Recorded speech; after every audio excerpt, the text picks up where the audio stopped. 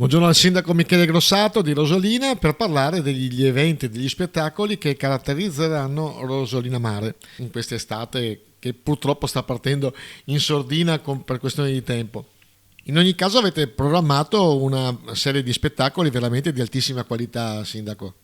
Beh, abbiamo, sì, quest'anno l'assessore al turismo insieme poi a tutti i componenti del tavolo calendario, faccio parte anch'io quando riesco, abbiamo preparato veramente una bella offerta, sia con degli appuntamenti settimanali, perché il martedì sotto le stelle si balla a Piazza San Giorgio, il giovedì alle 6 del mattino abbiamo i concerti all'alba, perciò il martedì e il giovedì ci sono due appuntamenti fissi.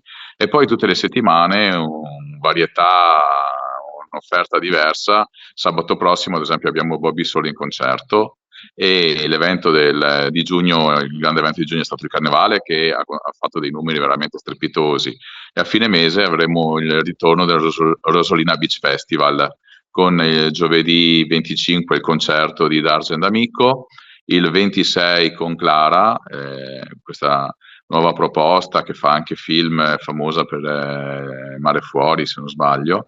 E sabato sera concluderemo con l'Energia 90 di Radio Company con fuochi d'artifici, ospite Hathaway, perciò un grande weekend. E quest'anno il Rosolina Beach Festival in via straordinaria sarà completamente gratis. L'anno scorso, gli altri anni, facevamo il biglietto sia per Mr. Rain che per Umberto Tozzi. Quest'anno abbiamo deciso di fare un anno così sabbatico, di farlo free.